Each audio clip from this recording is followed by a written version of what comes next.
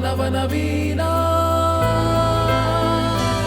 ತೊರೆಯ ನೀರದು ಹರಿದು ಹಳತನ್ನು ತೊರೆವಂತೆ ರಾಗ ಭಾವಗಳಿಲ್ಲಿ ನವನವೀನ ಮೊಗ್ಗು ದಳಗಳ ಬಿಡಿಸಿ ಕುಸುಮವನು ಪೊರೆವಂತೆ ರಾಗ ಭಾವಗಳಿಲ್ಲಿ ನವನವೀನ ಪದಗಳಂಕುರದಲ್ಲಿ ಹೊಸ ಕಾವ್ಯ ದೊರೆವಂತೆ ರಾಗ ಭಾವಗಳಿಲ್ಲಿ ನವನವೀನ ಭಾವನವನವೀನ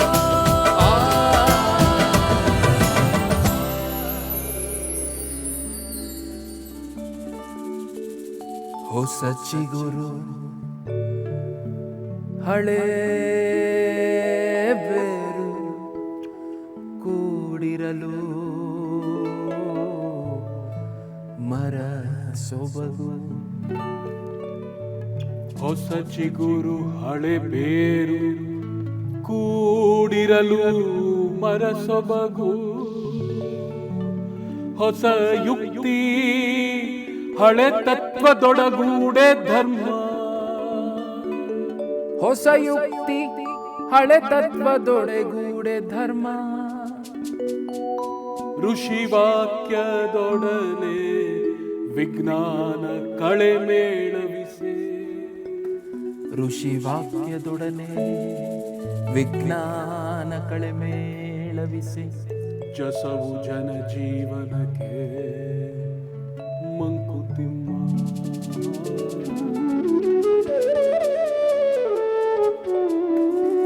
ಜಸವು ಜನ ಜೀವನಕ್ಕೆ ಮಂಕುತಿಮ್ಮ.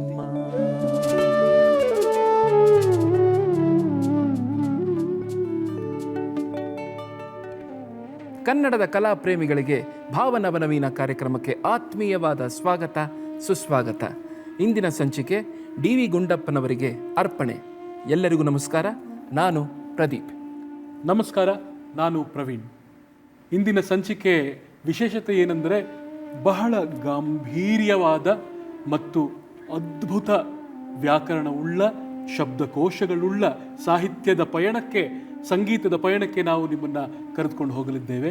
ಡಿ.ವಿ. ಗುಂಡಪ್ಪನವರ ಮಂಕುತಿಮ್ಮನ ಕಗ್ಗ ಮತ್ತು ಅಂತಃಪುರ ಗೀತೆಗಳ ಅರ್ಪಣೆ ಇಂದು ನಾವು ನಿಮಗಾಗಿ ತಂದಿದ್ದೇವೆ ಕೂಡ. ಡಿವಿಜಿ ದೇವನಹಳ್ಳಿ ವೆಂಕಟರಮಣಯ್ಯ ಗುಂಡಪ್ಪ ಇವರ ಹಲವಾರು ಕೃತಿಗಳು ಜಗತ್ಪ್ರಸಿದ್ಧ. ಆದರೆ ಅವುಗಳಲ್ಲಿ ಅದ್ಭುತವಾದದ್ದು ಮಂಕುತಿಮ್ಮನ ಕಗ್ಗ. ಇದನ್ನು ಕನ್ನಡದ ಭಗವದ್ಗೀತೆ ಎಂತಲೂ ಕರೆಯುವರು. ಡಿವಿಜಿರವರು ತಾವು ಅಳವಡಿಸಿಕೊಂಡಿದ್ದ ತತ್ವಗಳಿಗೆ ಬದ್ಧರಾಗಿ ಬದುಕು ನಡೆಸಿದವರು.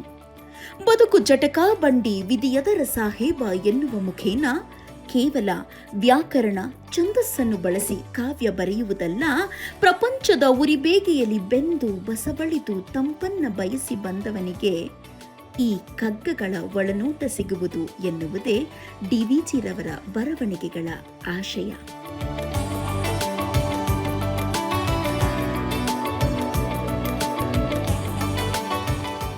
ನಮ್ಮ ಸಂಚಿಕೆಯ ವಾದ್ಯವೃಂದದ ಪರಿಚಯ ಹೀಗಿದೆ. ಕೀಬೋರ್ಡಿನಲ್ಲಿ ನಾಡಿನ ಶ್ರೇಷ್ಠ ಕೀಬೋರ್ಡ್ ವಾದಕರಾದ ನಗರ ಕೃಷ್ಣ ಉಡುಪ, ಮ್ಯಾಂಡೋಲಿನ್ ವಾದನದಲ್ಲಿ ವೀರೇಂದ್ರ, ಕೊಳಲು ವಾದನದಲ್ಲಿ ನಿರಂಜನ್ ಹೆಗಡೆ, ತಬಲಾ ವಾದನದಲ್ಲಿ ಅಮಿತ್ ರಾಜ್, ರಿದಮ್ ಪ್ಯಾಡ್ ವಾದನದಲ್ಲಿ ಸುಮುಖ್ ರವಿಶಂಕರ್. ಡಿ.ವಿ.ಜಿಯವರ ಗೀತೆಗಳನ್ನು ಇವತ್ತು ನಿಮ್ಮ ಮುಂದೆ ಹಾಡಲಿಕ್ಕೆ ನಾನು ಇಬ್ಬರು ಅದ್ಭುತವಾದ ಕಲಾವಿದರನ್ನು ಆಹ್ವಾನಿಸಲು ಇಷ್ಟಪಡುತ್ತೇನೆ. ಮೊದಲಿಗೆ ಶಶಿಧರ್ ನರಸಿಂಹಮೂರ್ತಿ ಹಾಗೂ ಇಂದಿನ ಮತ್ತೋರ್ವ ಗಾಯಕಿ ಚಿಕ್ಕಮಗಳೂರಿನ ಲಾಲಿತ್ಯ ಅನ್ವೇಕರ್. ಶಶಿಧರ್ ಅವರೇ, ಲಾಲಿತ್ಯ ಅವರೇ, ವೇದಿಕೆಗೆ ನಿಮಗೆ ಆತ್ಮೀಯವಾದ ಸ್ವಾಗತ. ಧನ್ಯವಾದಗಳು ಸರ್. ಶಶಿಧರ್ ಅವರೇ, ನಿಮ್ಮ ಕಿರು ಪರಿಚಯ. ಮೂಲತಃ ತುಮಕೂರು ಜಿಲ್ಲೆಯ ಹಂದನಕೆರೆಯವನು. ತಂದೆಯಿಂದಲೇ ಶಾಸ್ತ್ರೀಯ ಸಂಗೀತ ಹಾಗೂ ಯಶ್ ಶಂಕರ್ ಅವರಲ್ಲಿ ಶಾಸ್ತ್ರೀಯ ಸಂಗೀತ ಮತ್ತು ಸುಗಮ ಸಂಗೀತ ಶ್ರೀಮತಿ ಸುಪ್ರಿಯಾ ಆಚಾರ್ಯ ಅವರಲ್ಲಿ. ಲಾಲಿತ್ಯ ಅವರೇ, ನಿಮ್ಮ ಕಿರು ಪರಿಚಯ. ನಾನು ಚಿಕ್ಕಮಗಳೂರಿಂದ ಬಂದಿದ್ದೀನಿ. ನನ್ನ ಮೊದಲ ಗುರುಗಳು ಶ್ರೀಮತಿ ರಶ್ಮಿ ಮಂಜುನಾಥ್ ಹಾಗೂ ನನ್ನ ಶಾಸ್ತ್ರೀಯ ಗುರುಗಳು ಸುರೇಶ್ ಜಂಬಲ್ದಿನಿ ಅವರು. ಚಿಕ್ಕಮಗಳೂರನ್ನು ವಾಸವಾಗಿದ್ದೀನಿ. ನಮ್ಮ ಈ ಸಂಚಿಕೆಗೆ ಅದ್ಭುತವಾದ ವಾಗ್ಮಿಗಳು ಪಂಡಿತರಾದ ಶ್ರೀ ಸುಚೇಂದ್ರ ಪ್ರಸಾದ್ ಅವರು ಜೊತೆಯಾಗಲಿದ್ದಾರೆ. ಅವ್ರಿಗೂ ಕೂಡ ಆತ್ಮೀಯವಾದ ಸ್ವಾಗತವನ್ನು ಈ ಮೂಲಕ ಕೋರ್ತಾ ಇದ್ದೇನೆ. ನಮ್ಮ ಸಂಚಿಕೆಯ ಮೊದಲನೇ ಗೀತೆ ಸೃಷ್ಟಿಕತೆ ಕಟ್ಟುಕತೆ. ಇದರ ಸ್ವರ ಸಂಯೋಜನೆ ಮಾಡಿರೋರು ಶ್ರೀ ರಾಜು ಅನಂತಸ್ವಾಮಿ. ಈ ಹಾಡಿಗೆ ಧ್ವನಿಯಾಗಲಿದ್ದಾರೆ ಶಶಿಧರ್ ಹಾಗೂ ಲಾಲಿತ್ಯ. ವೇದಿಕೆಯಿಂದ ನಿಮ್ಮದು.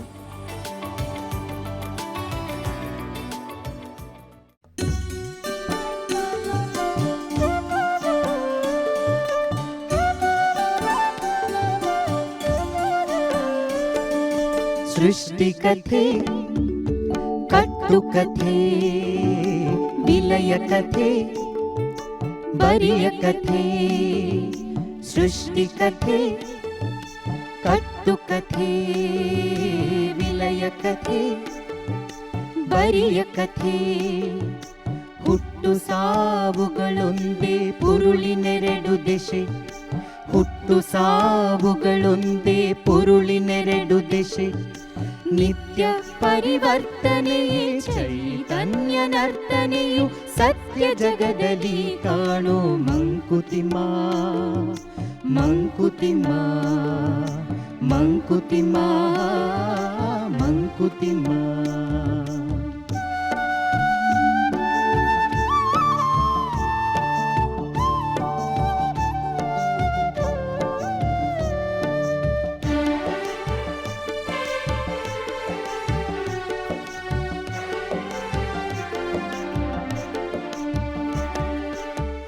ಚಕ್ರ ತಿರುಗುವುದು ಕಾಲನದಿ ಮರುಗುವುದು. ಋತುಚಕ್ರ ತಿರುಗುವುದು ಕಾಲನದಿ ಮರುಗುವುದು. ಮೃತನ ಮಣ್ಣಿಂದ ಹೊಸ ಹುಲ್ಲು ಮೊಳೆಯುವುದು. ಮೃತನ ಮಣ್ಣಿಂದ ಹೊಸ ಹುಲ್ಲು ಮೊಳೆಯುವುದು. ಕ್ಷಿತಿ ಗರ್ಭ ಧರಿಸುವಳು ಮತ್ತು ದಿಸುವುದೀ ಜೀವ. ಕ್ಷಿತಿ ಗರ್ಭ ಧರಿಸುವಳು ತುದಿಸುವುದೇ ಜೀವ. ಸತತ ಕೃಷಿಯು ಪ್ರಕೃತಿ ಮಂಕುತಿಮ್ಮ.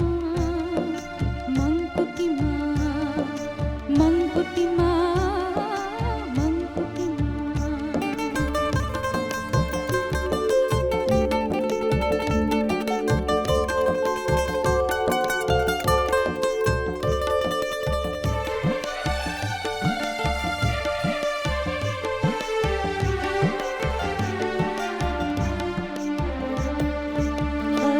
ಸೂರ್ಯ ಹಳೆ ಚಂದ್ರ ಹಳೆ ಸೂರ್ಯ ಹಳೆ ಚಂದ್ರ. ಹಳೆ ಭೂಮಿ ಹಳೆ ಬೇರು ಹಳೆ ಹಿಮಾಚಲ ಗಂಗೆ ಹಳೆ ವಂಶ ಚರಿತೆ. ಹಳೆ ಭೂಮಿ ಹಳೆ ಬೇರು ಹಳೆ ಹಿಮಾಚಲ ಗಂಗೆ ಹಳೆ ವಂಶ ಚರಿತೆ.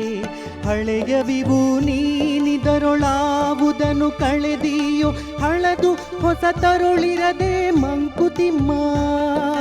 ಹಳದು ಹೊಸ ತರುಳಿರದೆ ಮಂಕುತಿಮ್ಮ. ಮಂಕುತಿಮ್ಮ ಮಂಕುತಿಮ್ಮ ಮಂಕುತಿಮ್ಮ ಮಂಕುತಿಮ್ಮ ಮಂಕುತಿಮ್ಮ ಮಂಕುತಿಮ್ಮ ಮಂಕುತಿಮ್ಮ.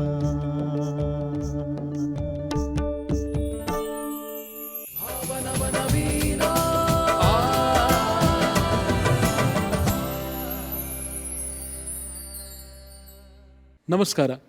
ಡಿ ವಿ ಗುಂಡಪ್ಪನವರು ರಚಿಸಿರುವಂಥ ಗೀತೆಗಳನ್ನು ಹಾಡುವ ಉದ್ದೇಶ ಇಂದಿನ ನಮ್ಮ ಸಂಚಿಕೆಯದು. ಇದಕ್ಕೆ ವಿಶೇಷ ಆಹ್ವಾನಿತರಾಗಿ ಅದ್ಭುತ ವಾಗ್ಮಿಗಳು ಮತ್ತು ನಟರು, ಬಹುಮುಖ ಪ್ರತಿಭೆ ಶ್ರೀ ಸುಚೇಂದ್ರ ಪ್ರಸಾದ್ ಅವರು ನಮ್ಮೊಂದಿಗೆ ಇದ್ದಾರೆ. ಸರ್, ತಮಗೆ ಆತ್ಮೀಯವಾದ ಸ್ವಾಗತ. ಗುಂಡಪ್ಪನವ್ರನ್ನ ನೆನೆಯೋದು ಅಂದರೆ ತುಂಬ ಶ್ರೇಷ್ಠವಾದ ಕೆಲಸ. ನೀವಿಬ್ಬರು ಅವರ ಸಾಹಿತ್ಯವನ್ನು ಆಯ್ಕೆ ಮಾಡಿಕೊಂಡು ಈ ವೀಕ್ಷಕ ಬಾಂಧವರಿಗೆ ಪ್ರಸ್ತುತಪಡಿಸಿದರೆ ನೀವಿಬ್ಬರಿಗೂ ನಿಜವಾದ ಶುಭಾಶಂಸನೆ. ಒಳ್ಳೆಯದಾಗಲಿ. ಧನ್ಯವಾದಗಳು ಸರ್. ಸರ್, ಈ ಸತಿ ನಾವು ನಿಮಗೆ ಪ್ರಶ್ನೆ ಕೇಳಲ್ಲ. ಹೇಳಿ. ಒಂದು ಸುಂದರವಾಗಿರುವಂಥ ನಿಮಗಿಷ್ಟವಾಗಿರುವಂಥ ಡಿ ವಿ ಜಿಯವರ ಕಗ್ಗ ಮತ್ತು ಅದರ ಸಂಕ್ಷಿಪ್ತ ವಿಶ್ಲೇಷಣೆ ಹೇಳ್ತೀರಾ? ಸಿದ್ಧವಾಗೇ ಬಂದುಬಿಟ್ಟಿದ್ದೀನಿ. 945 ಮುಕ್ತಕಗಳು.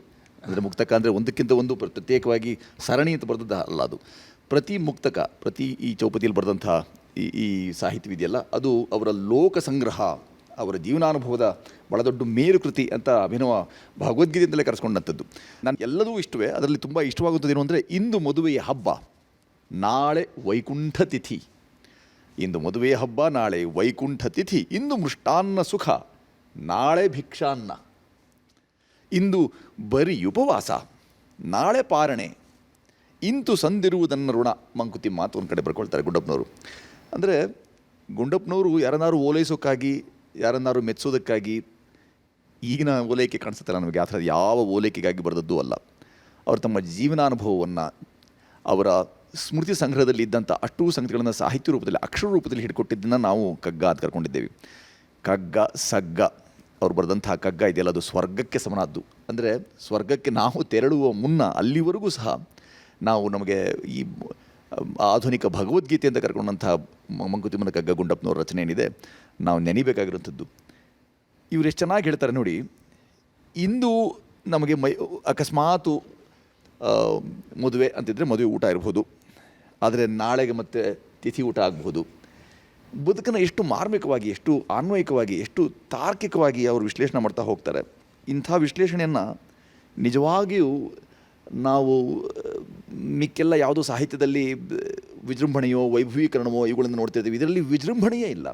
ಬದುಕಿನಾದ್ಯಂತ ಅವರು ಕಂಡಂಥ ಬವಣೆ ಇದೆಯಲ್ಲ, ಆ ಬವಣೆಯ ಸಾರ ಸಂಗ್ರಹವನ್ನು ಅಚ್ಚೊತ್ತಿ ಉತ್ಪತ್ತಿ ಹೀಗೇಕೆ ಎಲ್ಲ ಅಂತ ಕೇಳಿಸೋ ರೀತಿಯಲ್ಲಿ ಅವರವರ ಭಾವಕ್ಕೆ, ಮೂಗಿನ ನೇರಕ್ಕೆ ಅಚ್ಚೊತ್ತಿ ಉತ್ಪತ್ತಿ ಹೀಗೇಕೆ ಎಲ್ಲ ತಯಾರು ನಾವು ಹೇಳ್ಕೊಳ್ಬೋದು. ಆದರೆ ಅವ್ರ ಭಾವಕ್ಕೆ ಅಷ್ಟೇ ಸೀಮಿತವಲ್ಲ, ಇದು ಯಾರ ಬದುಕಿಗೂ ಸಹ ಅನ್ವಯ ಆಗುವಂಥದ್ದು. ಮತ್ತು ಇಂಥ ಭರವಸೆ, ಬಾಳಿಗೊಂದು ಭರವಸೆ, ನಂಬಿಕೆ ಅಂತ ಅವರೇ ಬರ್ಕೊಂಡಿದ್ದಾರೆ. ಗುಂಡಪ್ಪನವರೇ ಬರ್ಕೊಂಡಿರುವಂಥದ್ದು ಕಗ್ಗಕ್ಕೆ ಏನು ಅಂತಂದರೆ ಬಾಳಿಗೆ ಒಂದು ಭರವಸೆ ಅಂತ. ನಾವು ನಕಾರಾತ್ಮಕವಾದಂಥ, ಋಣಾತ್ಮಕವಾದಂಥ ಇಂಥ ಸಂಗತಿಗಳನ್ನು ಮಾತ್ರ ಸಾಹಿತ್ಯ ಅಂತ ಬರೀ ಭಾವಿಸಿದೆ. ಇದು ಬಾಳಿಗೆ ನಿಜವಾಗಿ ಒಂದು ಭರವಸೆಯನ್ನು, ನಂಬಿಕೆಯನ್ನು ಕೊಡೋಕ್ಕೆ ಸಾಧ್ಯವಾಗುತ್ತೆ ಅನ್ನೋ ಈ ಸಾಲಗಳು ಅಂತಿತ್ತು ಅಂತಂದರೆ ಎಷ್ಟು ಚೆನ್ನಾಗಿ ಹೇಳುತ್ತೆ. ಇವತ್ತು ಹೀಗಿರ್ತಾರೆ, ನಾಳೆ ಮತ್ತೊಂದಿರುತ್ತೆ, ಹೀಗೆ ನನ್ನ ಬದುಕು ನಡೆದಿರುತ್ತೆ, ಎಲ್ಲರ ಬದುಕು ಹಾಗೆ ನಡೆಯುತ್ತೆ. ನೀವು ಅದನ್ನು ಬದುಕು ಜಟಕಾ ಬಂಡಿ ಎಲ್ಲ ಹೇಳ್ಕೊಂಡಿರ್ತೀರಿ ನೀವು. ವಿಧಿ ಅದರ ಸಾಹೇಬ ಅಂತ ಹೇಳ್ಕೊಳ್ತಾರೆ. ಮದುವೆಗೋ ಮಸಣಕ್ಕೋ ಇದರಲ್ಲಿ ಏನೋ ಸ್ವಲ್ಪ ಆಶಾವಾದ ಇದೆಯಲ್ಲ ಅಂತ ಯಾರಿಗೂ ಅನ್ಬಿಡ್ಬೋದು. ಆಶಾವಾದ ಏನು ಅಂತ ಹೇಳಿದ್ರೆ, ನಿಜ ದರ್ಶನವನ್ನು ಮಾಡಿಕೊಳ್ಳಿ. ಪ್ರದರ್ಶನ ಪದದಲ್ಲಿ ಒಂದು ಉಪಸರ್ಗ, ಉಪಸರ್ಗ ಸೇರಿಕೊಳ್ಳದೆ ದರ್ಶನವೂ ಸಾಧ್ಯ ಆಗೋಲ್ಲ ನಿಮಗೆ. ಹಾಗಾಗಿ ಪ್ರದರ್ಶನ ಅನ್ನೋದಿತ್ತು ಅಂತಂದರೆ ದರ್ಶನ ಭಾಗ್ಯ ಇರಬೇಕು. ದರ್ಶನ ಅಂದರೆ ಕಾಣಿಕೆ ಇರದೆ ಕಾಣಿಕೆ ಸಲ್ಲಿಕೆ ಆಗೋಲ್ಲ ಅನ್ನೋ ರೀತಿಯಲ್ಲಿ ದರ್ಶನದಲ್ಲಿಯೂ ಕಾಣಿಕೆ ಇಟ್ಟುಕೊಂಡು ಈ ಕಾಣಿಕೆಯನ್ನು ಗುಂಡಪ್ಪನವರು ತಲುಪಿದ್ದಾರೆ. ಅದಕ್ಕೋಸ್ಕರ ಅವರು ಬರೆದಂಥ ಅಷ್ಟು ಸ್ಥಳಗಳಿಗೆ ಪ್ರತ್ಯೇಕವಾಗಿ ಒಂದಿಷ್ಟು ಅಕ್ಷರಶಃ ಪದಶಃ ಅಂತ ಅರ್ಥ ಹಚ್ಚಬೇಕಾದ ಅಗತ್ಯವೇ ಕಾಣಿಸಲ್ಲ ನನಗೆ. ಯಾಕೆಂದರೆ ಅಷ್ಟು ಸರಳವಾಗಿ ಹೇಳಿಬಿಡ್ತಾರೆ. ಟೀಕೆ ಮಾಡುವಂಥವ್ರು ಅವ್ರನ್ನ ಆಗಲೂ ಹೇಳಿದ್ದಾರೆ, ಅಲ್ಲ ಇದು ಕಗ್ಗ ಅಂತ ಹೇಳಿದಿರಿ, ಕಗ್ಗಂಟು ಬರೆದಿದ್ದಿರಲ್ಲ ಗುಂಡಪ್ಪನವರೇ ಅಂತ ಕೇಳಿದಾಗ ಅವರು ಮಾರ್ಮಿಕವಾಗಿ ನಸುನಕ್ಕು, ಹಲ್ಲುಗಳಿರದ ಬಾಯಿನಲ್ಲಿ ನಸುನಕ್ಕು ಹೇಳಿರ್ಬೋದಾದ ಮಾತುಗಳೇನು ಅಂತಂದರೆ, ನಾನು ಅದನ್ನು ಈ ಪ್ರೌಢ ಶಿಕ್ಷಣವನ್ನು ಪೂರೈಸಿದವರಿಗೆ ಬರೆದದ್ದು, ಆದರೆ ಅಡಿಯಲ್ಲಿ ಬರೆದವ್ರಿಗೆಲ್ಲ. ಹಾಗಾಗಿ ಗುಂಡಪ್ಪನವರು ಆ ಥರ ತುಂಬ ಮೇರು ಸದೃಶ ವ್ಯಕ್ತಿತ್ವದವರು, ಮೇರು ಸಾಹಿತಿ, ಬ್ರಹ್ಮಪುರಿಯ ಭಿಕ್ಷುಕರೂ ಹೌದು, ಅದ್ರ ಜೊತೆಗೆ ವಿರಕ್ತ ರಾಷ್ಟ್ರಕರೂ ಹೌದು. ನಮ್ಮಲ್ಲೆಲ್ಲರೂ ದೇಶಾಭಿಮಾನ ಅಂತ ಹೊಯ್ಕೊಳ್ತೇವೆ, ಆದರೆ ರಾಷ್ಟ್ರಕರು ಯಾರೆಲ್ಲ ಇದ್ದಾರೆ ಅಂತ ಯೋಚನೆ ಮಾಡಿದಾಗ ಬೆಲ್ಲೆಣಿಕೆಗೂ ಸಿಗೋದಿಲ್ಲ. ಹಾಗೆ ವಿರಕ್ತಿಯೂ ಮತ್ತು ನಮ್ಮೆಲ್ಲರೂ ಅನುರಕ್ತಿ, ಆದರೆ ವಿರಕ್ತ ಭಾವದಲ್ಲಿದ್ದಂಥ ರಾಷ್ಟ್ರಕರು ನಮ್ಮ ಗುಂಡಪ್ಪನವರು ಅಂತ ಅವರ ಸಮಕಾಲೀನರು, ಅವರನ್ನು ಆರಾಧಿಸಿದಂಥವರು, ಅವರನ್ನು ಹತ್ತಿರ ಕಂಡಂಥವರು, ಅವರ ಸಾಹಿತ್ಯವನ್ನೆಲ್ಲ ಅರೆದು ಕುಡಿದಂಥವರು, ಅವರೆಲ್ಲರೂ ಅವ್ರಿಗೆ ಕೊಟ್ಟಂಥ ಉಪಾಧಿ ಇದೆಯಲ್ಲ, ಇದನ್ನು ಗುಂಡಪ್ಪನವ್ರ ವ್ಯಕ್ತಿತ್ವ ಮತ್ತು ಸ್ವಭಾವ ಅವ್ರಿಗೆ ನಮಗೆ ನಾಡಿಗೆ, ನುಡಿಗೆ, ಸಾಹಿತ್ಯಕ್ಕೆ, ಸಮಾಜಕ್ಕೆ ಕೊಟ್ಟಂಥ ಮೇರು ಶಿಖರ, ಮೇರು ಸದೃಶವಾದಂಥ ಕೊಡುಗೆ ಇದೆಯಲ್ಲ, ಅವುಗಳೆಲ್ಲ ಸಾಧ್ಯ ಅಂತ ಬಣ್ಣಿಸುತ್ತೆ.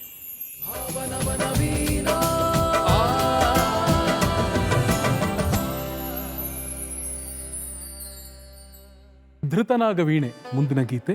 ಅದನ್ನು ಲಾಲಿತ್ಯ ಅವರು ಈಗ ನಮ್ಮ ಮುಂದೆ ಹಾಡಲಿದ್ದಾರೆ. ಲಾಲಿತ್ಯ ಅವರೇ ಹಾಡಿ.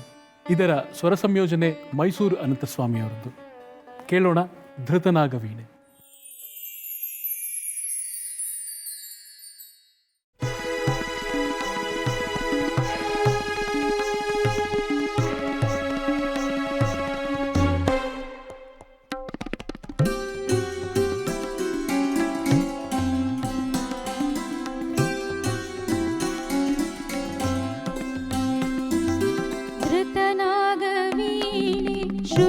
श्रुतिरम्यगाने स्मितविद्युदुन्वेषणे द्रुतनागवीणे श्रुतिरम्यगाने स्मितविद्युदुन्वेषणे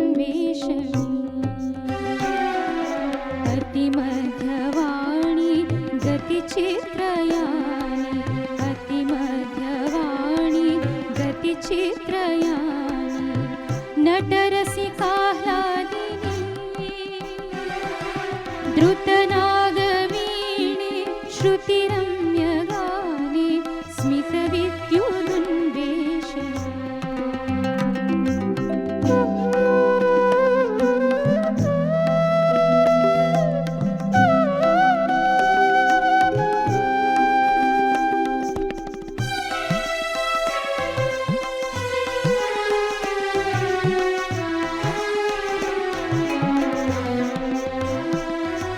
झणझणु झणिते मंजुळ हसिते झणझणु झणिते मंजुळ हसिते शिंचित पदचरिते झणझणु झणिते मंजुळ हसिते शिंचित पदचरिते किंकिणिरणिते शृंगारपणिते किंकिणिरणिते शृंगारपणिते भंगतरंगगते द्रुतनागवीणे श्रुतिरम्यगाने स्मितविद्युदुन्वेषणे द्रुतनागवीणे श्रुतिरम्यगाने स्मितविद्युदुन्वेषणे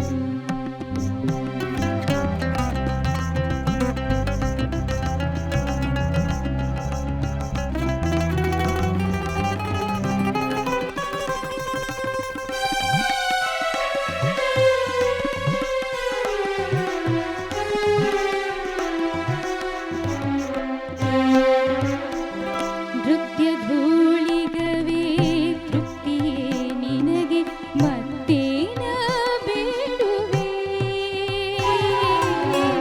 ನೃತ್ಯಧೂಳಿಗವೇ ತೃಪ್ತಿಯೇ ನಿನಗೆ ಮತ್ತೇನ ಬೇಡುವೆ ಪೃಥ್ವಿ ಮನ್ಮಥಿನಿ ನಿತ್ಯ ಸಂಸ್ಕರಿಣಿ ಪೃಥ್ವಿ ಮನ್ಮಥಿನಿ ನಿತ್ಯ ಸಂಸ್ಕರಿಣಿ दूर्धकेशवकामि द्रुतनागवीणे श्रुतिरम्यगाने स्मितविद्युदुन्वेषणे धृतनागवीणे श्रुतिरम्यगाने स्मितविद्युदुन्वेषणे अतिमध्यवाणि गतिचित्रयाणि अतिमध्यवाणि गतिचित्रयाणि नटरसिकाह्लादिनी नटरसिकाह्लादिनी नटरसिकाह्लादिनी नटरसिकाह्लादिनी नटरसिकाह्लादिनी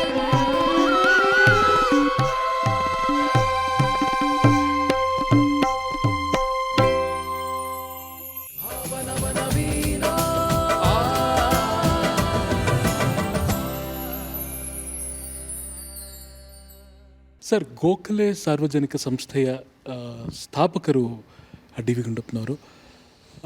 ಈ ಗೋಖಲೆ ಸಂಸ್ಥೆಯ ಹಿನ್ನೆಲೆಯನ್ನು ಹೇಳ್ತೀರಾ? ಅದು ಸ್ಥಾಪನೆ ಮಾಡಬೇಕು ಅಂತ ಅವ್ರಿಗೆ ಹೇಗೆ ಒಂದು ಚಿಂತನೆ ಬಂತು? ಅದು ಪ್ರತ್ಯೇಕವಾಗಿ ಹೇಳಬೇಕಾಗಿಲ್ಲ. ನಮಗೆ ಗೋಖಲೆಯವರು ಅವರನ್ನು ತುಂಬ ಸೆಳೆದಂಥದ್ದು ಅಂತ. ಗೋಖಲೆಯವರು ಅವರ ವಿಚಾರ ಅಂತ ಹೇಳಿದಾಗ ಗೋಖಲೆಯ ವಿಚಾರವನ್ನು ಮಾತ್ರವೇ ಹೇಳಬೇಕು ಅಂತಲ್ಲ, ಅದು ಸಾರ್ವಜನಿಕ ಅಂತ ಪದವನ್ನು ಬಳಸಿದ್ದಾರೆ ಅವರು. ಅಂದರೆ ಈ ವೇದಿಕೆ ಇದೇನು ಸಾರ್ವಜನಿಕವಾಗಬೇಕು, ಅದು ಸಾರ್ವಜನಿಕ ಪ್ರಚಲಿತ ವಿದ್ಯಮಾನ ಏನಿದೆ, ಜ್ವಲಂತ ಸಮಸ್ಯೆಗಳೇನಿವೆ ಅವೆಲ್ಲವೂ ಅದರಲ್ಲಿ ಚರ್ಚಿತವಾಗಬೇಕು, ಅವೆಲ್ಲವೂ ಅಲ್ಲಿ ಅನುರಣಿತವಾಗಬೇಕು, ಅಲ್ಲಿ ಅದರ ಮಂಡನೆ ಆಗಬೇಕು, ಅಲ್ಲಿ ಯಾರಾದರೂ ಖಂಡನೆ ಮಾಡೋದ್ರೆ ಅದನ್ನು ಮಾಡುವಂತಾಗಲಿ, ಹೀಗೆಲ್ಲವನ್ನು ಯೋಚನೆ ಮಾಡಿದಂಥದ್ದು ಗೋಖಲೆ ವಿಚಾರ ವೇದಿಕೆ. ನಾವು ಸಾಮಾನ್ಯವಾಗಿ ಸಾರ್ವಜನಿಕ ವಿಚಾರ ವೇದಿಕೆ, ಅದು ಗೋಖಲೆ ವಿಚಾರ ವೇದಿಕೆ ಅಲ್ಲ, ಗೋಖಲೆ ಹೆಸರಿನಲ್ಲಿ ಇಟ್ಟಂಥ ಸಾರ್ವಜನಿಕ ವಿಚಾರ ವೇದಿಕೆ. ಅದು ಸಾರ್ವಜನಿಕರೆಲ್ಲರಿಗೂ ಈ ಕಾಲಕ್ಕೂ ಗೋಖಲೆ ವಿಚಾರ ವೇದಿಕೆ, ಅದರ ಗೋಖಲೆ ಸಾರ್ವಜನಿಕ ವಿಚಾರ ವೇದಿಕೆಯಲ್ಲಿ ಆಗ್ತಿರುವಂಥ ಕೆಲಸಗಳ ಬಗ್ಗೆ ನಾವು ಗಮನಿಸ್ಕೊಂಡಾಗ ಯಾರೆಲ್ಲರೂ ಬಂದು ಅಲ್ಲಿ ಅದ್ಭುತವಾದಂಥ ಉಪನ್ಯಾಸಗಳನ್ನು ಮಾಡ್ತಾರೆ, ಪ್ರವಚನಗಳನ್ನು ಮಾಡ್ತಾರೆ, ಅಲ್ಲಿ ಒಳ್ಳೊಳ್ಳೆಯ ಪ್ರದರ್ಶನಗಳಾಗ್ತವೆ, ನಾಟಕ, ವಿಮರ್ಶೆ, ಟಿಪ್ಪಣಿ, ಟೀಕೆ, ವಿಚಾರ ಸಾಹಿತ್ಯ, ವಿಮರ್ಶಾ ಸಾಹಿತ್ಯ, ಪ್ರವಚನ ಮಾಲಿಕೆ, ಏನೇನನ್ನು ನೀವು ಹೇಳಿದ್ರು ಸಹ ಎಲ್ಲವೂ ಗೋಖಲೆ ವಿಚಾರ ವೇದಿಕೆ, ಅದು ಗೋಖಲೆ ಸಾರ್ವಜನಿಕ ವಿಚಾರ ವೇದಿಕೆಯಲ್ಲಿ ಆಗ್ತಾ ಇರುತ್ತೆ. ಅದನ್ನು ಸಮರ್ಥವಾಗಿ ಮುನ್ನಡೆಸ್ಕೊಂಡು ಬಂದಂಥವರು ಮಾನನೀಯ ನಮ್ಮ ಅಗಲದಂಥ ದಿವಂಗತ ನಿಟ್ಟೂರು ಶ್ರೀನಿವಾಸರಾಯರು. ಆದರೆ ಅದಕ್ಕೂ ಮುಂಚೆ ಒಂದು ಸಣ್ಣ ಪ್ರಸಂಗ ನನಗೆ ನಮ್ಮ ಹಿರಿಯರು ಹೇಳಿಕೊಟ್ಟಿದ್ದು ನಾನು ನಿಮ್ಗೆ ಹೇಳಬೇಕು.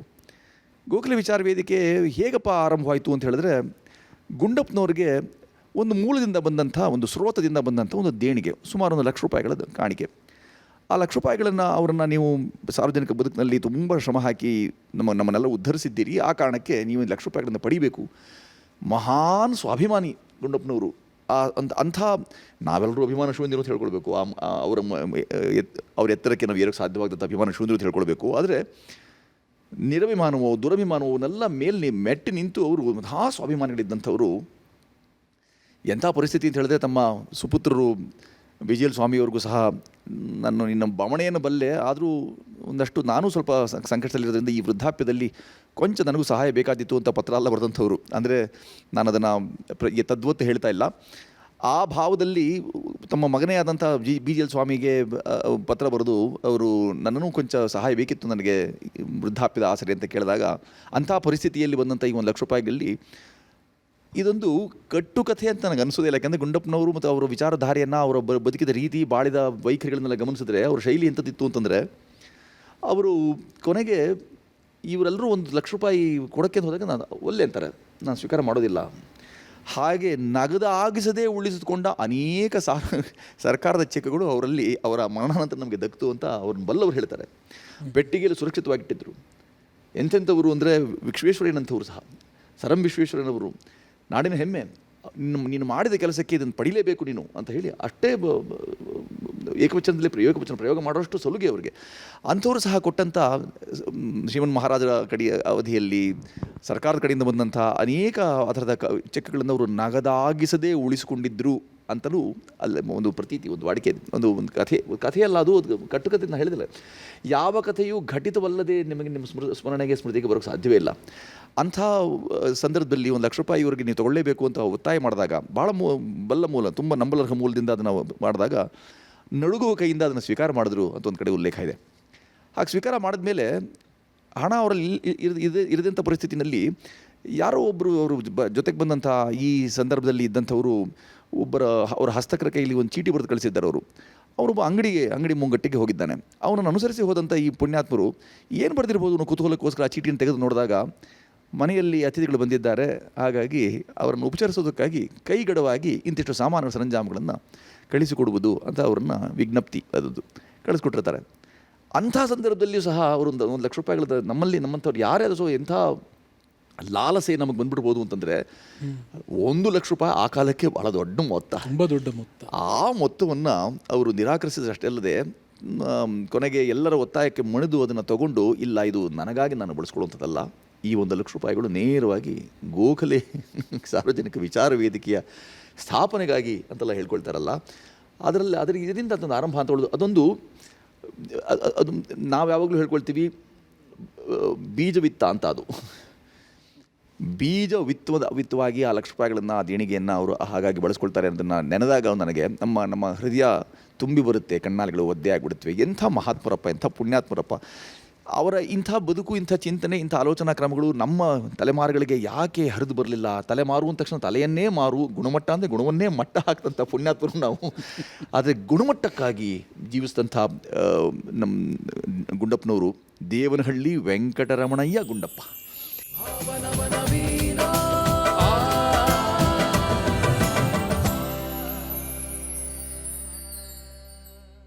ನಮ್ಮ ಮುಂದಿನ ಗೀತೆ ಬಹಳ ಅರ್ಥಪೂರ್ಣವಾದ ಜನಪ್ರಿಯ ಗೀತೆ, ತಿರುಗಿ ತಿರುಗುತ್ತೆ ಬುಗುರಿ. ಇದಕ್ಕೆ ಸ್ವರ ಸಂಯೋಜನೆ ಮಾಡಿರೋರು ಮೈಸೂರು ಅನಂತಸ್ವಾಮಿ. ಈ ಹಾಡನ್ನು ಹಾಡಲಿಕ್ಕೆ ನಾನು ಶಶಿಧರ್ ನರಸಿಂಹಸ್ವಾಮಿ ಅವ್ರನ್ನ ವೇದಿಕೆ ಮೇಲೆ ಬರಮಾಡ್ಕೊತೀನಿ.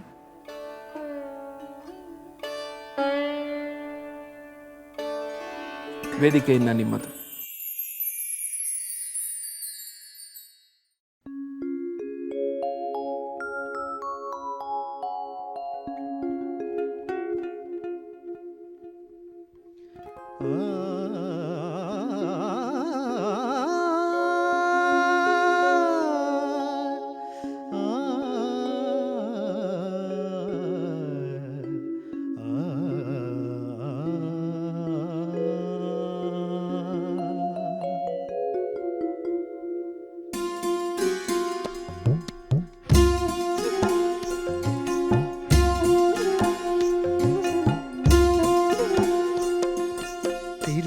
ತಿರುಗಿ ತಿರುಗುತ್ತೆ ಬುಗುರಿ ತಾನೇ ಸೋತು ತಿರುಗಿ ತಿರುಗುತ್ತೆ ಬುಗುರಿ ತಾನೇ ಸೋತು ತಿರೆಗುರುಳುವುದು ತನ್ನ ಬಲವ ತಾಂ ಕಳೆದು ತಿರೆಗುರುಳುವುದು ತನ್ನ ಬಲವ ತಾಂ ಕಳೆದು ನರನು ಮಂತೆಯೇ ಸುತ್ತಿ ಸುತ್ತಿ ಸುತ್ತಿ ಸುತ್ತಿ ನರನು ಮಂತೆಯೇ ಸುತ್ತಿ ಸುತ್ತಿ ಸುತ್ತಿ ಸುತ್ತಿ ಕಡೆಗೊಂದು ದಿನ ತಿರುವನು ಅಸ್ಥಿಯ ಧರೆಗೆ ಮಂಕುತಿಮ್ಮ ಮಂಕುತಿಮ್ಮ ಮಂಕುತಿಮ್ಮ ಮಂಕುತಿಮ್ಮ.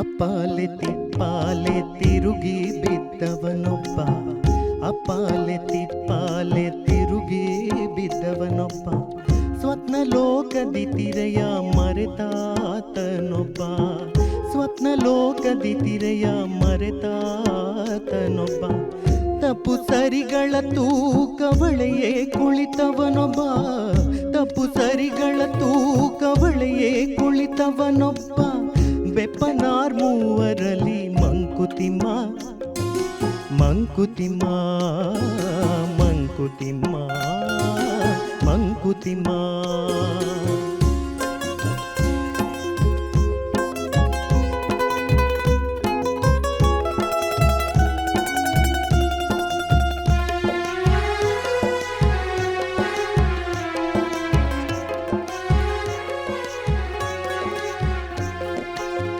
ತೊಟ್ಟಿಲುಗಳೆಷ್ಟೋ ಮಸಣಗಳಷ್ಟು ಧರೆಯೊಳಗೆ ತೊಟ್ಟಿಲುಗಳೆಷ್ಟೋ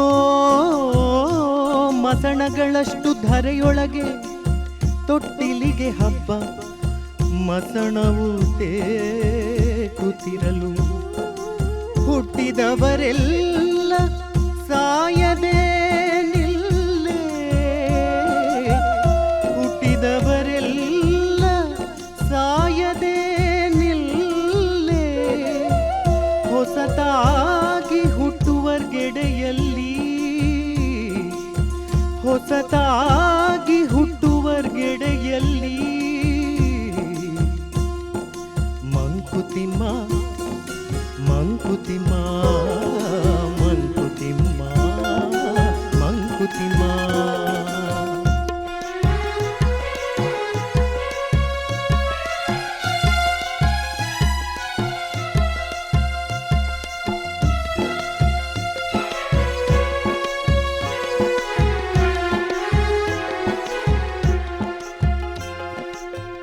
ನಿನ್ನ ಹೆಣವನ್ನು ನೀನೇ ಹೊತ್ತು ಸಾಗಿಸಬೇಕು ನಿನ್ನ ಹೆಣವನ್ನು ನೀನೇ ಹೊತ್ತು ಸಾಗಿಸಬೇಕು ಅಣ್ಣ ಬಾ ತಮ್ಮ ಬಾ ಅಣ್ಣ ಬಾ ಎಂದಳುವುದೇಕೋ ಅಣ್ಣ ಬಾ ತಮ್ಮ ಬಾ ಎಂದಳುವುದೇಕೋ ನಿನ್ನೊಡಲೇ ಚಿತೆ ಜಗದ ತಂಟೆಗಳೇ ಸವದೆಯುರಿ ನಿನ್ನೊಡಲೇ ಚಿತೆ ಜಗದ ತಂಟೆಗಳೇ ಸವದೆಯುರಿ ಮಣ್ಣೇ ತರ್ಪಣ ನಿನಗೆ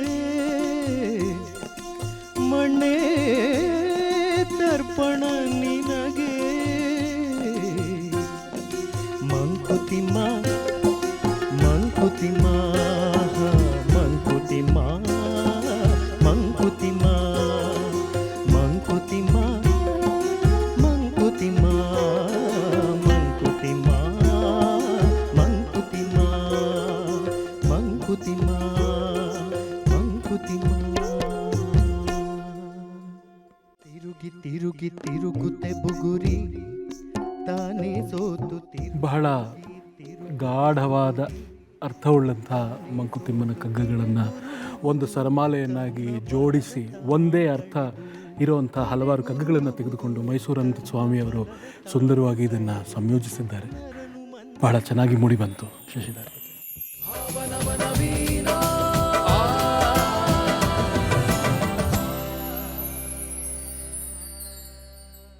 ದೇವನಹಳ್ಳಿ ವೆಂಕಟರಮಣಯ್ಯ ಗುಂಡಪ್ಪ.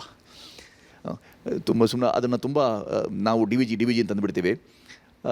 ಅವರಿದ್ದ ಮನೆ ಈಗ ನಾವು ಅದನ್ನು ಉಳಿಸ್ಕೊಳ್ಳಿಲ್ಲ. ಹಾಗೆಯೇ ಡಿ ವಿ ಜಿ ರಸ್ತೆ ಅಂತ ಮಾಡ್ಕೊಂಡಿದ್ದೇವೆ.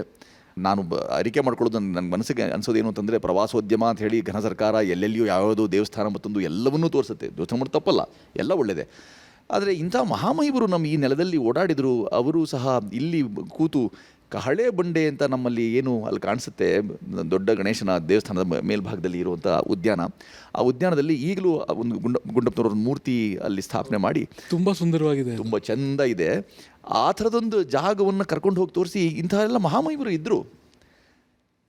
ಅಪವಾದಗಳು ನೂರಿರ್ಬೋದು, ನಮಗೆ ಟೀಕೆ ಮಾಡೋದಕ್ಕೆ ಅನೇಕ ಸಂಗತಿಗಳಿರ್ಬೋದು, ಆದರೆ ಅವರು ಬಾಳೆ ಬದುಕಿದ ರೀತಿ ಯಾರಿಗೂ ಪ್ರೇರಣಾದಾಯಿ, ಯಾರಿಗೂ ಆದರ್ಶಮಯಿವೆ, ಮಾದರಿಯೇ.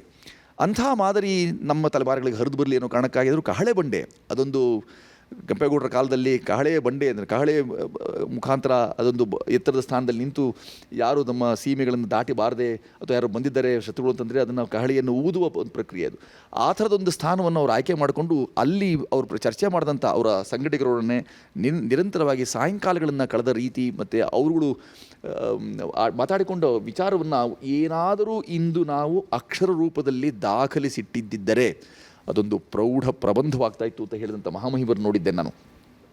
ಅಂಥ ಚರ್ಚೆ ಅದು ರಾಜಕೀಯವಾಗಬಹುದು, ಸಾಮಾಜಿಕವಾಗಬಹುದು, ನಮ್ಮ ಪುರಾಣ ಆಗ್ಬೋದು, ಶಾಸ್ತ್ರಗ್ರಂಥಗಳಾಗಿರ್ಬೋದು, ಎಲ್ಲದರ ಕುರಿತಾಗಿ ಸಾಯಂಕಾಲದ ಸುಮ್ಮನೆ ಕಾಡು ಹರಟೆ, ಆ ಥರದ ಅನುಯಾಯಿಗಳು ಒಂದಷ್ಟು ಜನರು ಸೇರ್ಕೊಂಡು ಕೂತ್ಕೊಂಡು ಆಡಿದಂಥ ಹರಟೆ ಇದೆಯಲ್ಲ, ಇಂದೇನಾದರೂ ಅವ್ರು ಹೇಳಿದಷ್ಟನ್ನು ನಾನು ಒಂದು ಕಡೆ ಬರೆದಿಟ್ಕೊಂಡಿದ್ದಿದ್ರೆ ಅದು ಒಂದು ಬಹಳ ದೊಡ್ಡ ಉದ್ಗ್ರಂಥವೇ ಆಗಿರ್ತಾ ಇತ್ತು ಅಂತ ಹೇಳಿದಂಥ ಮಹನೀಯರನ್ನು ನಾನು ಭೇಟಿ ಮಾಡಿದ್ದೇನೆ. ಹಾಗಾಗಿ ಅಂಥ ಎಲ್ಲ ಸಂಗತಿಗಳನ್ನು ಗಮನಿಸ್ಕೊಂಡಾಗ ನನಗೆ ಅನಿಸೋದು ಗುಂಡಪ್ಪನವರನ್ನು ಮತ್ತು ಗುಂಡಪ್ಪನವರ ಸಾಹಿತ್ಯವನ್ನು ನಾವು ಈ ಥರ ಸ್ವರ ಸಂಯೋಜನೆ ಮಾಡಿ ಈಗೇನು ಪ್ರಸ್ತುತಪಡಿಸಿದ್ದೀವಿ ನಮ್ಮ ವೀಕ್ಷಕ ಬಾಂಧವರಿಗೆ, ನಾವು ನಿಜವಾಗಿಯೂ ಕೃತಾರ್ಥರು. ಇದೊಂದು ಕೃತಕೃತ್ಯ ಅನ್ನೋ ಒಂದು ತುಂಬಿದ ಭಾವ ನನಗೆ.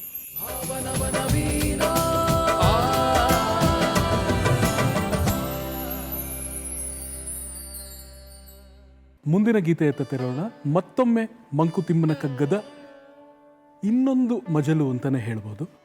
ಇಲ್ಲಿ ತುಂಬ ಗಾಢವಾಗಿರುವಂಥ ಮಾತುಗಳು, ಕರ್ಮ ಎಲ್ಲದರ ಬಗ್ಗೆ ಮಾತಾಡಿದರು. ಆದರೆ ಮುಂದೆ ಬರುವಂಥ ಒಂದು ಮಂಕುತಿಮ್ಮನ ಕಗ್ಗದಲ್ಲಿ ಅವರು ನಾವು ಜೀವನದಲ್ಲಿ ಹೇಗೆ ನಡ್ಕೋಬೇಕು, ಒಬ್ಬ ಮನುಷ್ಯ ಹೇಗಿರಬೇಕು, ಯಾವ್ಯಾವ ರೀತಿಯಲ್ಲಿ ಎಲ್ಲೆಲ್ಲಿ ನಾವು ಒಂದು ಬ್ರಹ್ಮಾನುಭವವನ್ನು ತೆಗೆದುಕೊಳ್ಳಬೇಕು, ಹಾಗೆ ನಾವು ನಮ್ಮ ಸ್ಮಿತವದನವನ್ನು ಹೇಗೆ ಕಾಪಾಡಿಕೊಳ್ಬೇಕು, ನಾವು ಜೀವನದಲ್ಲಿ ಹೇಗೆ ನಡ್ಕೋಬೇಕು ಅಂಥ ದಾರಿದೀಪವಾಗಿರುವಂಥ ಒಂದು ಗೀತೆ ಇದು. ಮತ್ತೆ ಮೈಸೂರು ಅನಂತ ಸ್ವಾಮಿಯವರ ಸಂಯೋಜನೆಯನ್ನು ಹಾಡಲಿಕ್ಕೆ ನಾನು ಲಾಲಿತ್ಯ ಅನ್ವೇಕರ್ ಅವ್ರನ್ನ ಆಹ್ವಾನಿಸ್ತಾ ಇದ್ದೀನಿ. ಮಧ್ಯಮಾವತಿ ರಾಗದಲ್ಲಿ ಇದನ್ನು ಸುಶ್ರಾವ್ಯವಾಗಿ ಸಂಯೋಜನೆ ಮಾಡಿದ್ದಾರೆ. ಅದರ ಪ್ರಸ್ತುತಿ ಈಗ ಹಾಡಿ. ಖಂಡಿತ.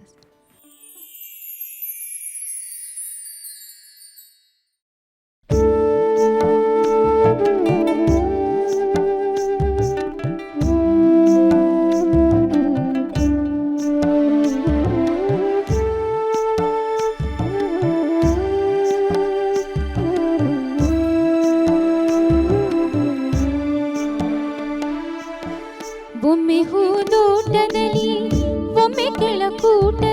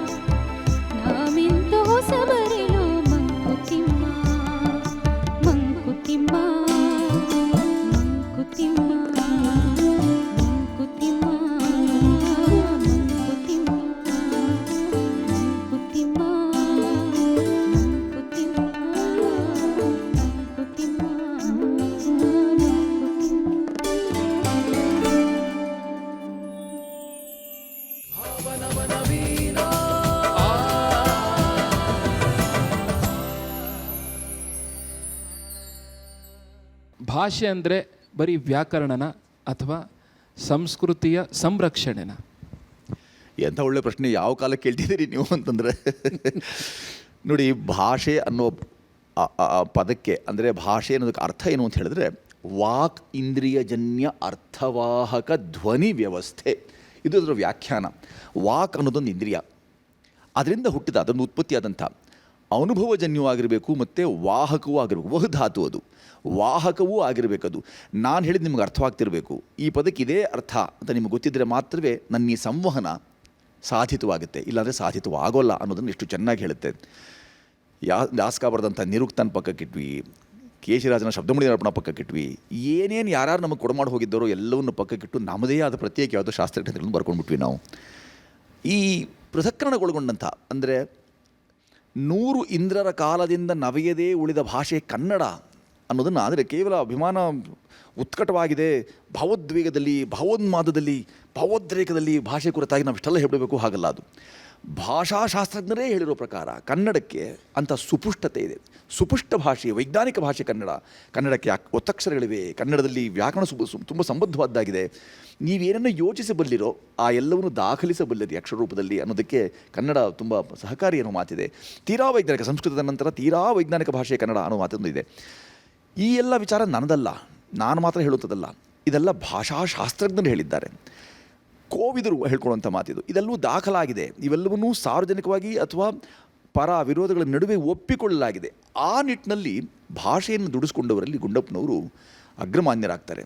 ಅನೇಕ ಪದಗಳು, ಯಾವುದು ಭಾಷೆ, ಉದಾಹರಣೆಗೆ ನಡುಗನ್ನಡವೋ ಹಳೆಗನ್ನಡವೋ, ಇವೆಲ್ಲವೂ ನವೋದಯದ ಕಾಲಕ್ಕೂ ಸಹ ಅದು ಅನ್ವಯ ಆಗೋ ರೀತಿಯಲ್ಲಿ, ಅದು ದಕ್ಕೋ ರೀತಿಯಲ್ಲಿ ಅವ್ರು ನಮಗೆ ಹಿಡಿದಿಟ್ಟುಕೊಟ್ಟು, ಅವರು ಮರಳು ಮುನಿ ಕಗ್ಗ ಆಗಿರಲಿ, ಅಂತಃಪುರ ಗೀತೆಗಳಾಗಿರ್ಬೋದು, ಅಥವಾ ಅವರು ಬರೆದಂಥ ಹಕ್ಕಿ ಪಯಣದ ಸಾಲುಗಳಾಗಿರ್ಬೋದು, ಆ ಎಲ್ಲ ಸಾಹಿತ್ಯದಲ್ಲೂ ಅವ್ರು ಬರೆದಂಥ ಅಂಕಣಗಳಾಗಿರ್ಬೋದು, ವಿಮರ್ಶೆ ಆಗಿರ್ಬೋದು, ಟಿಪ್ಪಣಿಗಳಾಗಿರ್ಬೋದು, ಯಾವುದರಲ್ಲೂ ಸಹ ಅವರು ಇದೆಷ್ಟು ಚೆಂದ ಬರ್ಕೊಳ್ತಾ ಹೋಗ್ತಾರೆ ನೋಡಿ. ಈ ಸಣ್ಣ ಕೃತಿಗೆ ಕನ್ನಡ ಮಹಾಜನರು ತೋರಿಸಿರುವ ಔದಾರ್ಯಕ್ಕಾಗಿ ಕೃತಜ್ಞತೆಯನ್ನು ಸಮರ್ಪಿಸುವುದು ಈಗ ನನಗೆ ಕರ್ತವ್ಯವಾಗಿದೆ ಅಂತ ಬರೆದು ಬಿಡ್ತಾರೆ. ಹಾಗೆ ಬರೆದ ನಂತರ ಹೇಳ್ತಾರೆ, ಇದು ಸಂತೋಷದ ಕರ್ತವ್ಯ ಅಂತ ಹೇಳೋದು ಮರೆಯೋಲ್ಲ.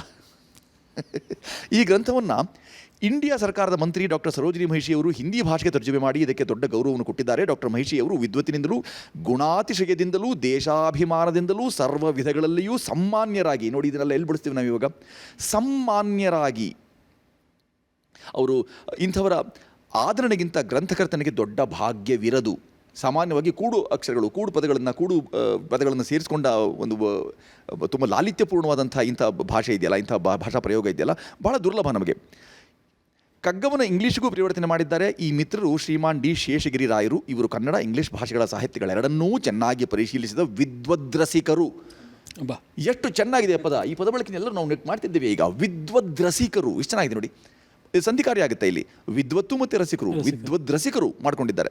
ಇವರ ಇಂಗ್ಲೀಷ್ ಭಾಷಾಂತರ ಜನಪ್ರಿಯವಾಗಿದೆ. ಇವರು ಮಾಡಿರುವ ಉಪಕಾರ ಸ್ಮರಣೀಯವಾದ್ದು. ಈ ಮುದ್ರಣದಲ್ಲಿ ಗ್ರಂಥ ಹಿಂದೆ ಇದ್ದಂತೆಯೇ ಇದೆ, ಬದಲಾವಣೆ ಏನೂ ಆಗಿಲ್ಲ. ನಮ್ಮ ಜನ ಈ ಮುದ್ರಣವನ್ನು ಆದರದಿಂದ ಬರಮಾಡಿಕೊಳ್ಳುವಂತ ಆಶಿಸಿದ್ದೇನೆ. ಇದು ಭಗವಂತನ ಕೃಪೆ. ಇಷ್ಟಲ್ಲೇ ಕೊನೆಯಲ್ಲಿ ಪ್ರತಿ ಸಾರಿ ಇವರು ಹೇಳ್ಕೊಂಡಿರೋದು ಇಂತು ಸರ್ವಂ ಶಿವಂ ಅಂತ ಹೇಳ್ತಾರೆ. ಶಿವಂ ಅನ್ನೋ ಪದಕ್ಕೆ ನಾನಾ ಅರ್ಥಗಳು. ಅದು ಕೇವಲ ಭಗವಂತ ಅಂತ ಅಷ್ಟಕ್ಕೆ ಸೀಮಿತವಾಗಲ್ಲ. ಶಿವ ಅನ್ನೋ ಪದಕ್ಕೆ ಉಸಿರಾಡುತ್ತಿರಲು ಶಿವ, ಉಸಿರು ನಿಂತೊಡೆ ಶವ.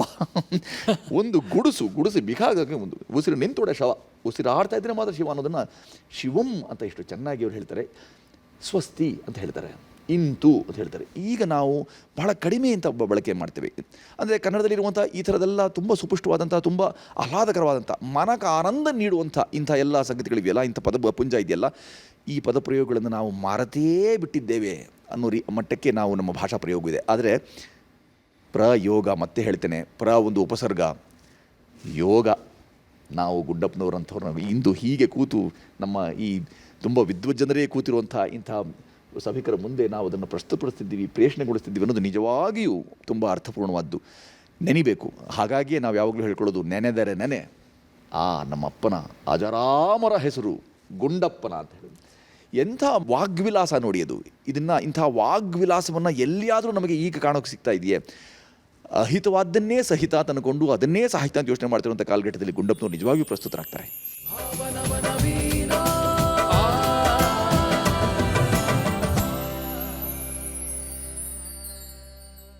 ಮುಂದಿನ ಗೀತೆ ಒಂದು ಅಂತಃಪುರ ಗೀತೆ. ಇದಕ್ಕೆ ಸ್ವರ ಸಂಯೋಜನೆ ಮಾಡಿರೋರು ಪಾರ್ವತಿ ಸುತ್ತ ಅವರು. ಇದನ್ನು ಹಾಡಲಿಕ್ಕೆ ಬರುತ್ತಿದ್ದಾರೆ ಶಶಿಧರ್ ನರಸಿಂಹಸ್ವಾಮಿ.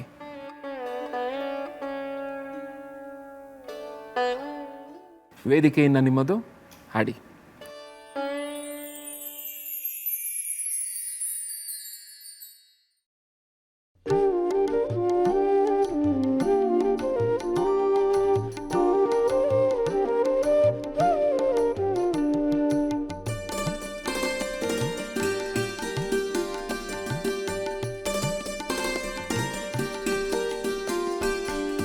ನಟನವಾಡಿದಳ್ ತರುಣಿ ನಟನವಾಡಿದಳ್, ನಟನವಾಡಿದಳ್ ತರುಣಿ ನಟನವಾಡಿದಳ್, ಪಟುಮುಖಾಭಿನಯಗಳಿಂದೆ ನಟನವಾಡಿದಳ್, ನಟನವಾಡಿದಳ್ ತರುಣಿ ನಟನವಾಡಿದಳ್, ಪಟುಮುಖಾಭಿನಯಗಳಿಂದೆ ನಟನವಾಡಿದಳ್, ನಟನವಾಡಿದಳ್ ತರುಣಿ ನಟನವಾಡಿದಳ್.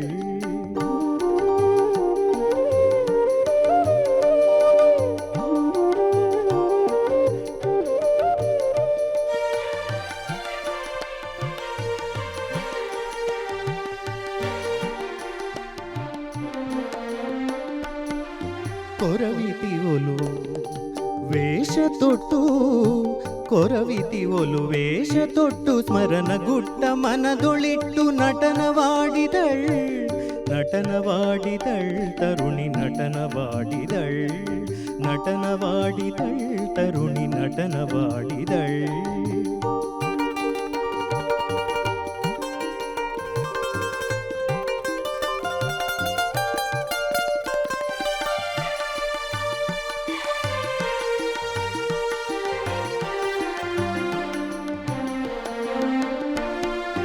ಢಮರು ಢಣರು ಢಂಢಣರೆನೆ, ಚಿಟಕಿ ತಾಳ ಚಟ ಚಟರೆನೆ, ಢಮರು ಢಣರು ಢಂಢಣರೆನೆ, ಚಿಟಕಿ ತಾಳ ಚಟ ಚಟರೆನೆ, ಢಮರು ಢಣರು ಢಂಢಣರೆನೆ, ಚಿಟಕಿ ತಾಳ ಚಟ ಚಟರೆನೆ, ಕುಲುಕಿ ಬಳುಕಿ ಬಳ್ಳಿಯೊಡನೆ ಒಲಿದು ನಲಿದು ಕುಣಿದಲಲನೆ, ನಟನವಾಡಿದಳ್ ತರುಣಿ ನಟನವಾಡಿದಳ್, ನಟನವಾಡಿದಳ್ ತರುಣಿ ನಟನವಾಡಿದಳ್.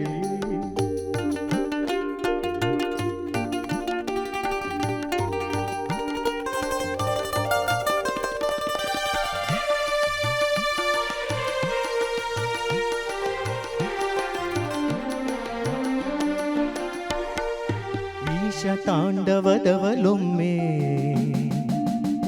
ರಾಸರಭಸದಿಂದಲೊಮ್ಮೆ, ಈಶ ತಾಂಡವದವಲೊಮ್ಮೆ ರಾಸರಭಸದಿಂದಲೊಮ್ಮೆ, ಆಶೆ ನೋಟದಿಂದಲೊಮ್ಮೆ, ಕೇಶವೇಷರಾದಿವಳು ನಟನವಾಡಿದಳ್ ತರುಣಿ ನಟನವಾಡಿದಳ್, ನಟನವಾಡಿದಳ್ ತರುಣಿ ನಟನವಾಡಿದಳ್, ಪಟುಮುಖಾಭಿನಯಗಳಿಂದೆ ನಟನವಾಡಿದಳ್, ನಟನವಾಡಿದಳ್ ತರುಣಿ ನಟನವಾಡಿದಳ್, ನಟನವಾಡಿದಳ್ ನಟನವಾಡಿದಳ್.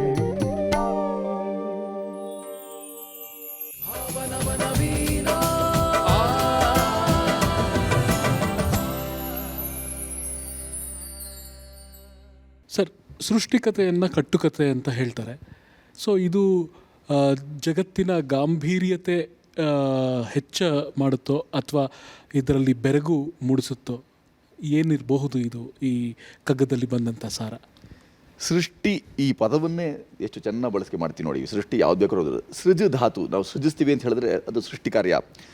ಒಂದು ಒಳ್ಳೆಯ ವ್ಯಾಖ್ಯಾನವನ್ನು ನನಗೆ ಇತ್ತೀಚೆಗೆ ಸೃಷ್ಟಿ ಬಗ್ಗೆ, ಅದರಲ್ಲೂ ನೀವು ಕೇಳ್ತಿರುವಂಥ ಪ್ರಶ್ನೆಗೆ ಪೂರಕವಾದಂಥ ಸಿಕ್ಬಿಡ್ತು. ಗುಂಡಪ್ಪನವರು ಸಂಬಂಧಪಟ್ಟಿದ್ದು ಸೃಷ್ಟಿಕರ್ತ ಮತ್ತು ಸೃಷ್ಟಿಗೆ ಸಂಬಂಧಿಸಿದ ಕಥೆಗಳು ಪುರಾಣಗಳಲ್ಲಿ ಮತ್ತು ವಿವಿಧ ಧಾರ್ಮಿಕ ನಂಬಿಕೆಗಳಲ್ಲಿ ಕಂಡುಬರೋ ರೋಚಕ ಕಥೆಗಳಾಗಿವೆ ಅಂತವ್ರು ಬರ್ಕೊಳ್ತಾರೆ. ಸೃಷ್ಟಿಕರ್ತ ಬ್ರಹ್ಮ. ನಮ್ಮ ಹಿಂದೂ ಧರ್ಮದ ಪ್ರಕಾರ ಬ್ರಹ್ಮನು ವಿಶ್ವದ ಸೃಷ್ಟಿಕರ್ತ ಅಂತ ಪರಿಗಣಿಸಲ್ಪಟ್ಟಿದ್ದಾನೆ. ವಿಷ್ಣು ಪಾಲಕ ಮತ್ತು ಶಿವ ಲಯಕಾರ ಅಂದರೆ ವಿನಾಶಕ ಅಂತ ಕರೆಯಲ್ಪಡ್ತಾರೆ.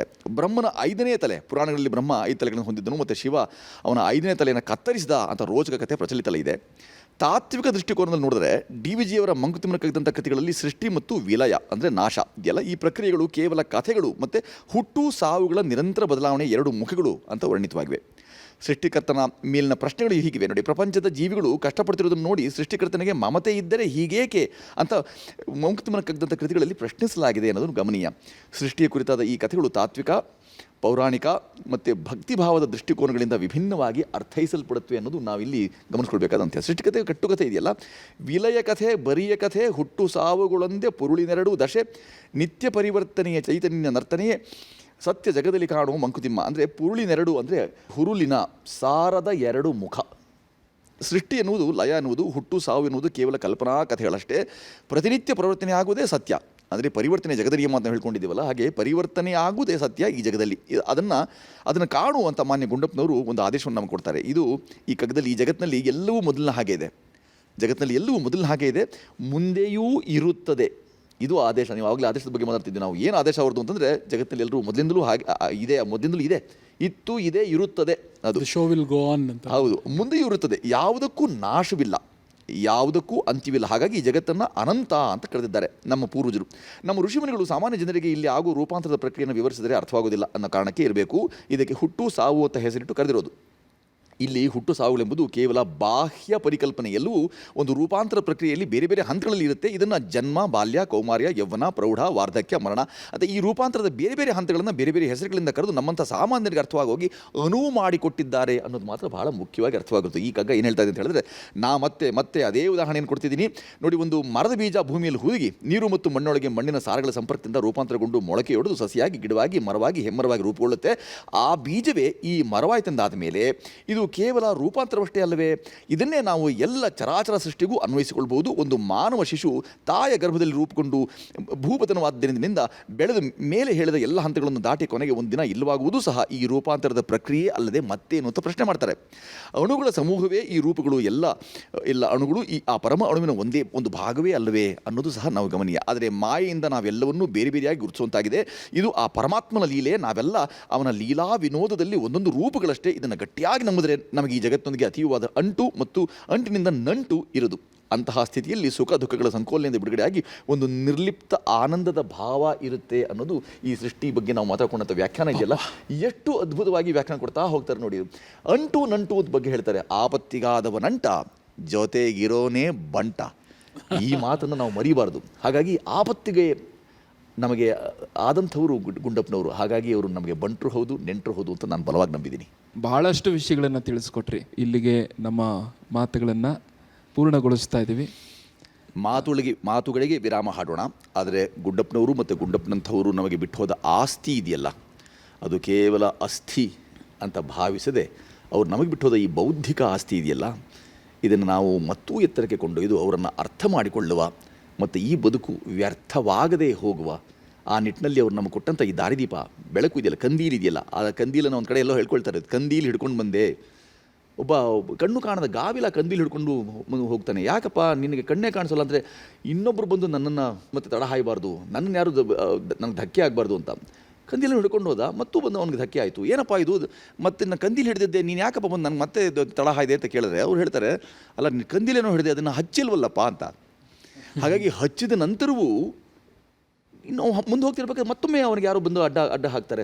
ಅಲ್ಲಪ್ಪ ನಾನು ಕಂದೀಲನ್ನು ಹಿಡ್ಕೊಂಡಿದ್ದೆ, ಕಂದೀಲಿನ ಜ್ಯೋತಿಯನ್ನು ಬೆಳಗಿದ್ದೆ, ನಿನಗೆ ಇನ್ನೊಂದು ಸಮಸ್ಯೆ ಅಂದರೆ ನಾನು ಕಣ್ಣು ತೆರೆದಿಲ್ಲವಲ್ಲ ಅಂತ ಹೇಳಿದೆ. ನಾನು ಕಣ್ಣು ಮುಚ್ಕೊಂಡು ಬಂದುಬಿಟ್ಟೆ ಅಂತ. ಹಾಗಾಗಿ ಕಣ್ಣುಗಳು ತೆರೆದಿರಲಿ, ಕಂದೀಲನ್ನು ಹಿಡಿದಿರುವಂತಾಗಲಿ, ಅದರಿಂದ ಜ್ಯೋತಿ ಬೆಳಗ್ತಾ ಇರಲಿ, ಜೀವನ ಜ್ಯೋತಿಯು ಬೆಳಗ್ತಾ ಇರಲಿ. ಗುಂಡಪ್ಪನವರಿಗೆ, ಗುಂಡಪ್ಪನಂಥ ಅನೇಕರು ನಮ್ಮ ಈ ನೆಲದಲ್ಲಿ ಆಗುವಂಥವರಿಗೆ ಮತ್ತೊಮ್ಮೆ ನಾನು ಬಾಗಿದ ಶಿರ ಮತ್ತು ಮುಗಿದ ಕರೆದ ನಮ್ಮನ್ನು ಅರ್ಪಿಸ್ತೇನೆ. ನಮಸ್ಕಾರ. ನಮಸ್ಕಾರ ಸರ್.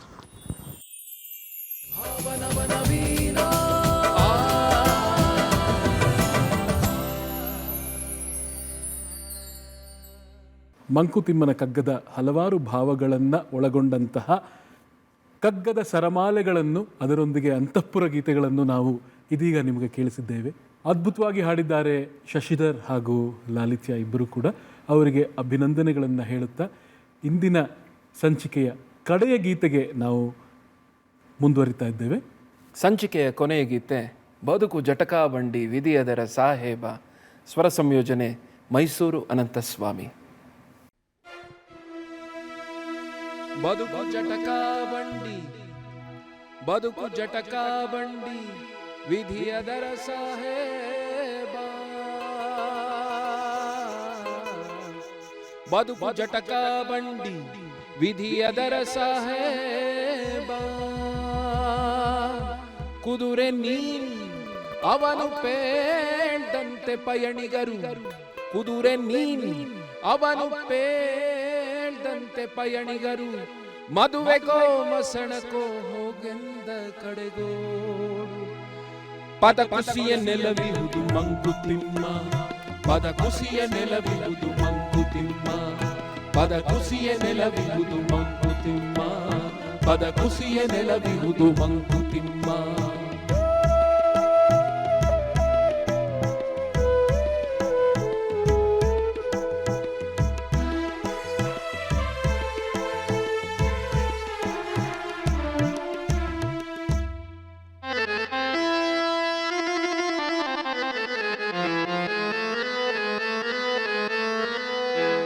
ಅಕ್ಕಿಯೊಳಗನ್ನವನು ಮೊದಲಾರು ಕಂಡವರು ಅಕ್ಕಿಯೊಳಗನ್ನವನು ಮೊದಲಾರು ಕಂಡವರು ಅಕ್ಕರದ ಬರಹಕ್ಕೆ ಮೊದಲಿಗದನಾರು ಲೆಕ್ಕವಿರಿಸಿಲ್ಲ ಜಗತ್ತನ್ನಾದಿ ಬಂಧುಗಳ ಲೆಕ್ಕವಿರಿಸಿಲ್ಲ ಜಗತ್ತನ್ನಾದಿ ಬಂಧುಗಳ ದಕ್ಕುವುದೇ ಜಸ ನಿನಗೆ ಮಂಕುತಿಮ್ಮ ದಕ್ಕುವುದೇ ಜಸ ನಿನಗೆ ಮಂಕುತಿಮ್ಮ ದಕ್ಕುವುದೇ ಜಸ ನಿನಗೆ ಮಂಕುತಿಮ್ಮ ದಕ್ಕುವುದೇ ಜಸ ನಿನಗೆ ಮಂಕುತಿಮ್ಮ.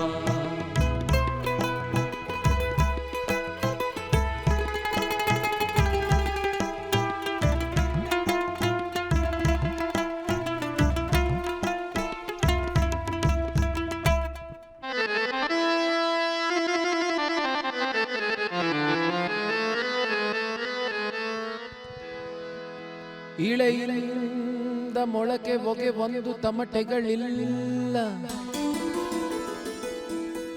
ಇಳೆಯಿಂದ ಮೊಳಕೆ ಹೊಗೆ ಒಂದು ತಮಟೆಗಳಿಲ್ಲ ಫಲಮಾಗುವೊಂದು ತುತ್ತೂರಿ ದನಿಯಿಲ್ಲ ಬೆಳಕೀವ ಸೂರ್ಯ ಚಂದ್ರರದೊಂದು ಸದ್ದಿಲ್ಲ ಬೆಳಕೀವ ಸೂರ್ಯ ಚಂದ್ರರದೊಂದು ಸದ್ದಿಲ್ಲ ಹೊಲಿ ನಿನ್ನ ತುಟಿಗಳನ್ನು ಮಂಕುತಿಮ್ಮ ಹೊಲಿ ನಿನ್ನ ತುಟಿಗಳನ್ನು ಮಂಕುತಿಮ್ಮ. ಹುಲ್ಲಾಗು ಬೆಟ್ಟದಡಿ ಮನೆಗೆ ಮಲ್ಲಿಗೆಯಾಗು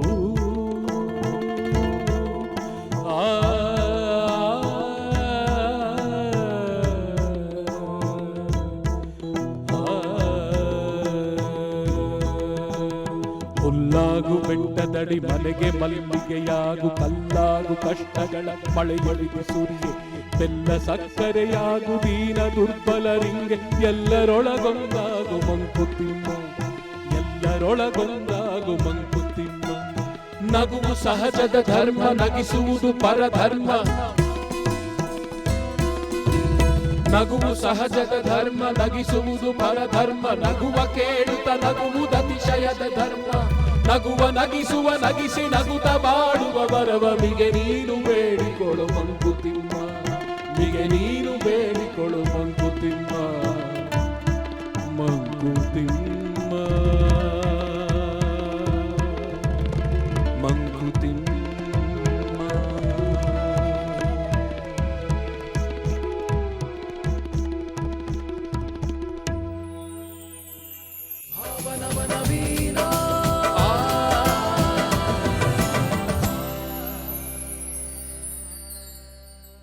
ಈ ಗೀತೆಯೊಂದಿಗೆ ನಮ್ಮ ಇಂದಿನ ಸಂಚಿಕೆಯನ್ನು ಸಂಪನ್ನಗೊಳಿಸ್ತಾ ಇದ್ದೇವೆ.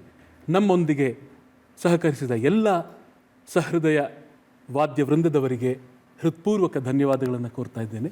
ಹಾಗೆ ನಮ್ಮ ಈ ಸಂಚಿಕೆಯಲ್ಲಿ ಗೀತೆಗಳನ್ನು ಪ್ರಸ್ತುತಿಪಡಿಸಿದ ಶಶಿಧರ್ ನರಸಿಂಹಸ್ವಾಮಿ ಹಾಗೂ ಲಾಲಿತ್ಯ ಅನ್ವೇಕರ್ ಅವರಿಗೂ ಕೂಡ ಧನ್ಯವಾದಗಳು. ನಮ್ಮೊಂದಿಗೆ DVG ಅವರ ಹಲವಾರು ವಿಚಾರಗಳನ್ನು ಅದ್ಭುತವಾಗಿ ಹೇಳಿದಂತಹ ಶ್ರೀ ಸುಚೇಂದ್ರ ಪ್ರಸಾದ್ ಅವರಿಗೂ ಈ ಮೂಲಕ ಧನ್ಯವಾದಗಳನ್ನು ಹೇಳಲಿಕ್ಕೆ ಇಷ್ಟಪಡ್ತೇನೆ. ಜೊತೆಗೆ ಈ ಸಂಚಿಕೆಯನ್ನು ಇಲ್ಲಿಯವರೆಗೂ ವೀಕ್ಷಿಸಿದ ಎಲ್ಲ ವೀಕ್ಷಕರಿಗೂ ಅನಂತ ಧನ್ಯವಾದಗಳು. ಮತ್ತೊಮ್ಮೆ ಮುಂದಿನ ವಾರ ಭೇಟಿಯಾಗೋಣ. ನಮಸ್ಕಾರ. ನಮಸ್ಕಾರ. ಭಾವನವನ ವೀಣಾ ತೊರೆಯ ನೀರದು ಹರಿದು ಹಳತನ್ನು ತೊರೆವಂತೆ ರಾಗ ಭಾವಗಳಿಲ್ಲಿ ನವನವೀನ ಮೊಗ್ಗು ದಳಗಳ ಬಿಡಿಸಿ ಕುಸುಮವನು